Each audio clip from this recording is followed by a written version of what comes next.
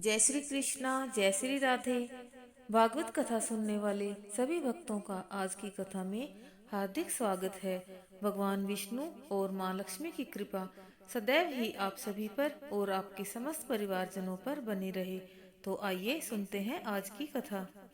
श्री सुखदेव जी कहते हैं, हे परीक्षित, मुदगल के पुत्र दिवोदास का पुत्र था मित्रेयु। उसके 4 पुत्र थे, चैवन, सुदास, सहदेव और सोमक। सोमक के 100 पुत्र थे, सबसे बड़ा जंतु और सबसे छोटा पृषत।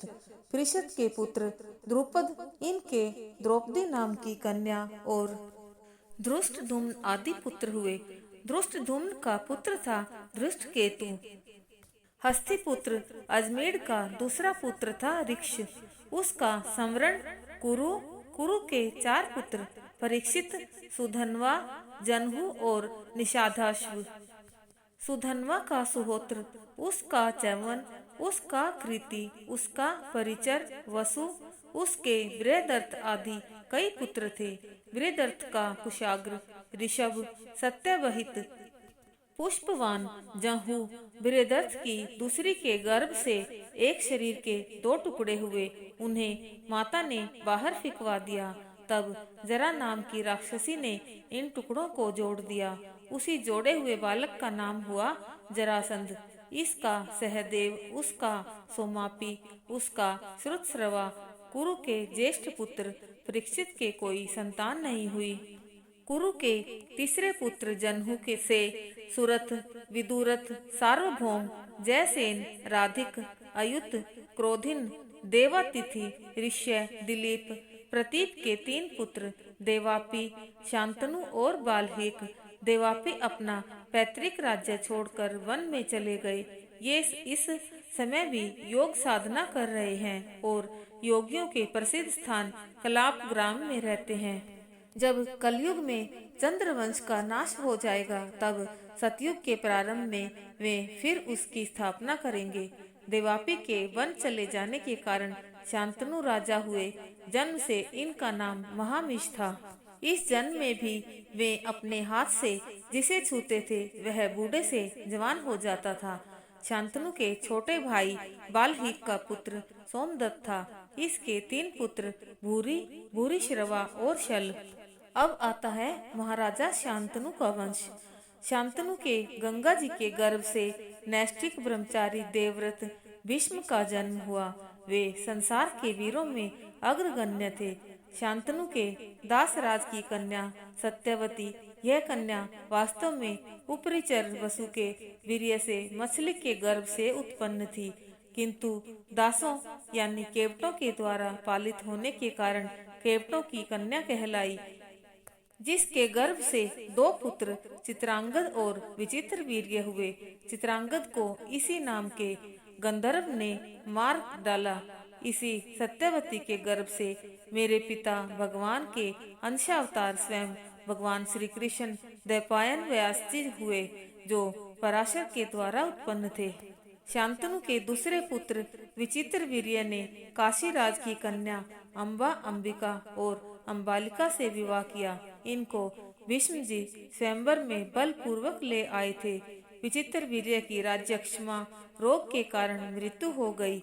माता सत्यवती के कहने से भगवान व्यास जी ने अपने संतानहीन भाई की स्त्रियों से धृतराष्ट्र और पांडु 2 पुत्र उत्पन्न किए तथा दासी से विदुर जी का जन्म हुआ। धृतराष्ट्र की पत्नी गांधारी, उसके 100 पुत्र हुए।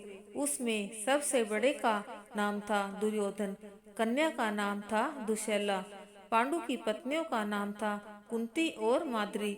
शापवश पांडु स्त्री सहवास नहीं कर सकते थे, इसलिए पति की आज्ञा से कुंती के आह्वान से उसके गर्भ से धर्म, वायु और इंद्र के द्वारा क्रमशः युधिष्ठिर, भीमसेन और अर्जुन नाम के 3 पुत्र हुए।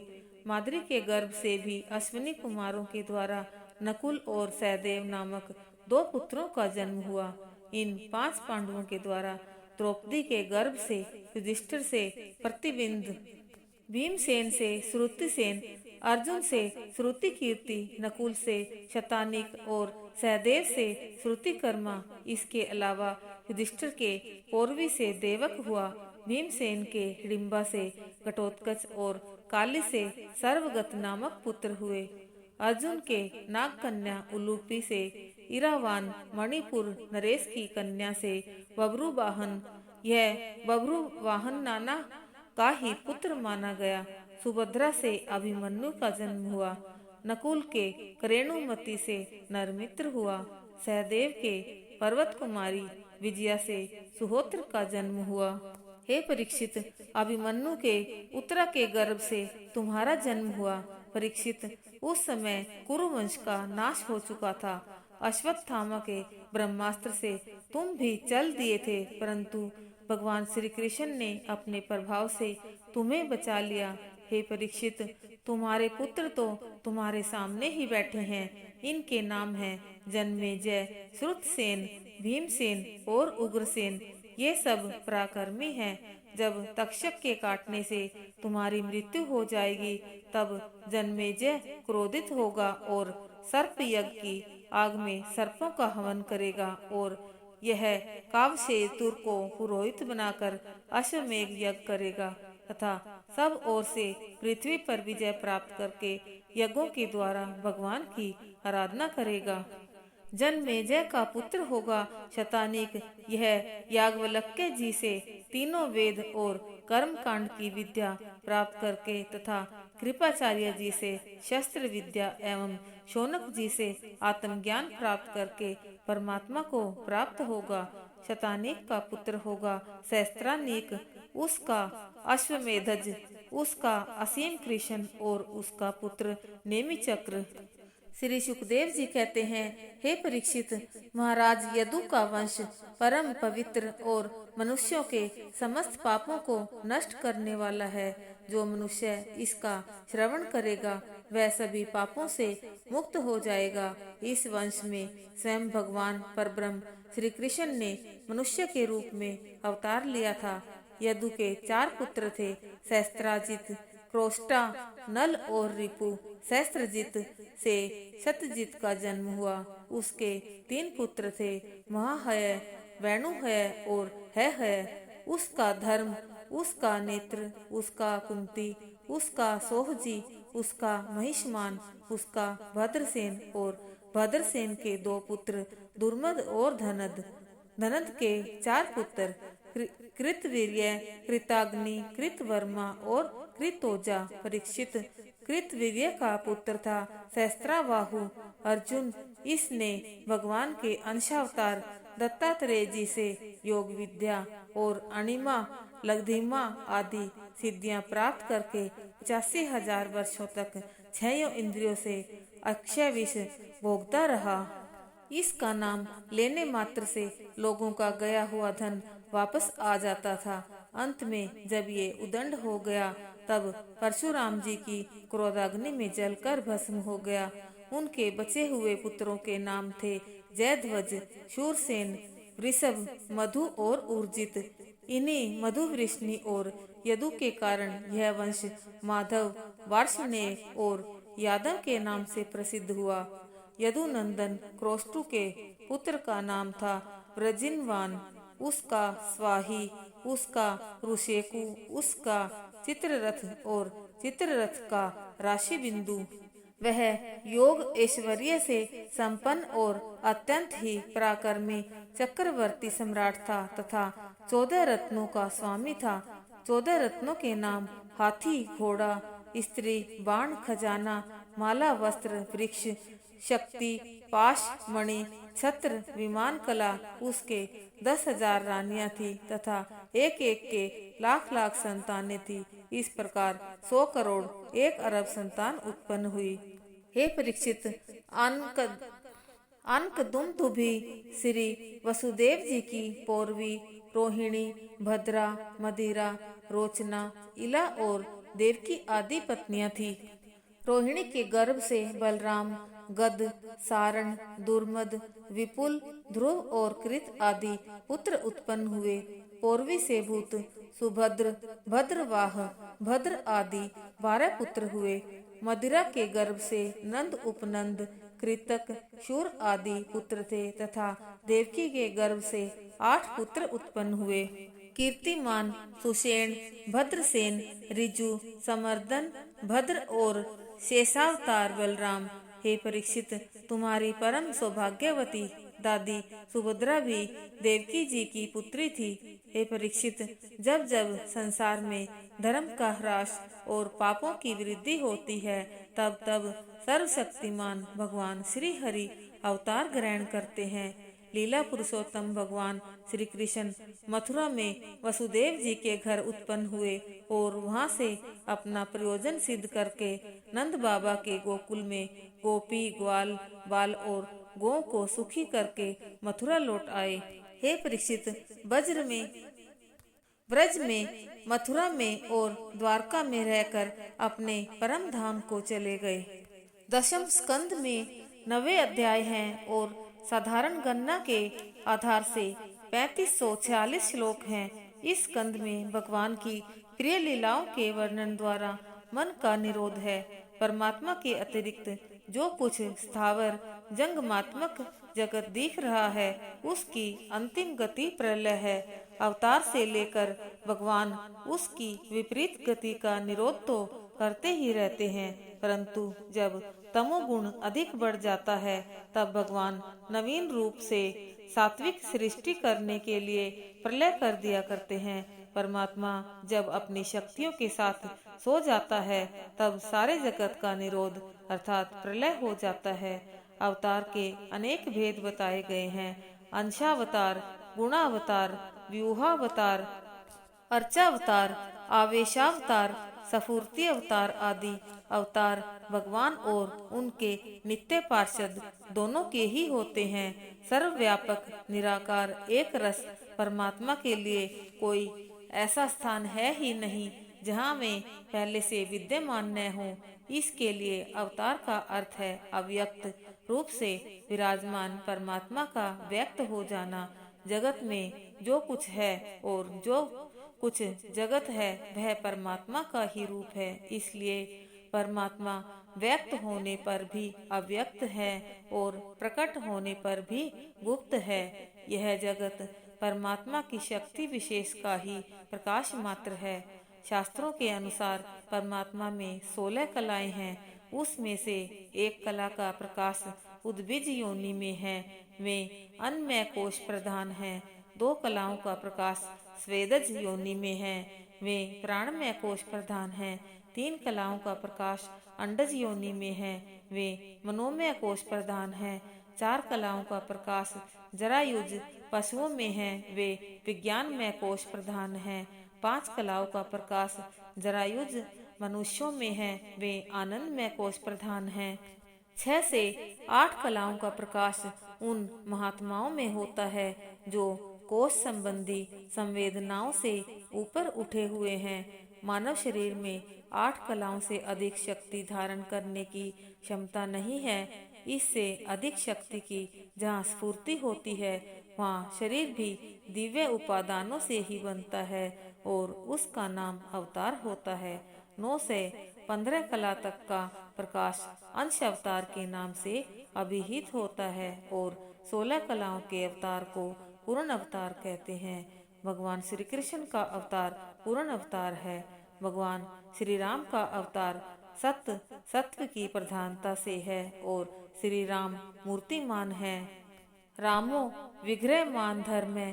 श्री कपिल देव, दत्तात्रेय आदि अवतार चित्त प्रधान अवतार हैं। उनमें अधिक से अधिक ज्ञान पैदा होता है। भगवान श्री कृष्ण का अवतार आनंद प्रधान अवतार है। सभी अवतारों में सब होता है, किंतु किसी किसी अवतार में विशेष धर्म की अभिव्यक्ति होती है। भगवान का चरित्र रसायन है और रसायन है तो अच्छे वैद्य के द्वारा निर्मित होना चाहिए तथा सेवन भी उसी के अनुसार। यदि वैद्य रोगी से अधिक धन पाने की इच्छा से दवा दे तो दवा में संदेह होता है।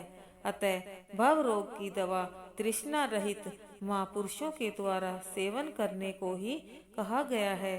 कोई तर्क हमारी वासना को शांत नहीं कर सकता। हमारे हृदय में सोए हुए ईश को तरंगित करे, उसे जगाए, वही संत है, विद्वान है। इसलिए भगवान की लीला कथाओं का श्रवण करो, मनन करो, उनके नामों का कीर्तन करो तथा संसार को अपने हृदय से निकाल दो और ईश्वर को अपने हृदय में स्थापित करो। इसके अतिरिक्त कोई दूसरा उपाय नहीं है।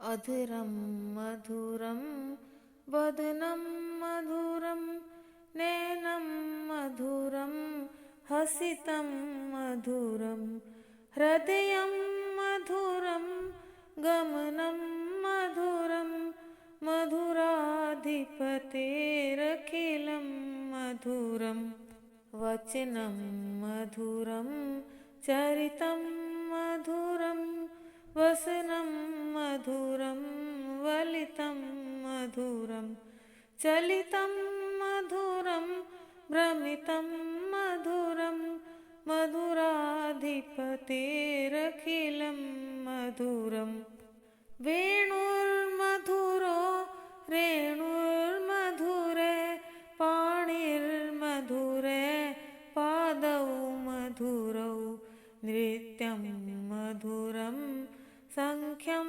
मधुरं मधुराधिपतेरखिलं मधुरम् गीतं मधुरं पीतं मधुरं भुक्तं मधुरं सुप्तं मधुरं रूपं मधुरं तिलकं मधुरं मधुराधिपतेरखिलं मधुरम् मधुराधिपतेरखिलं मधुरम्।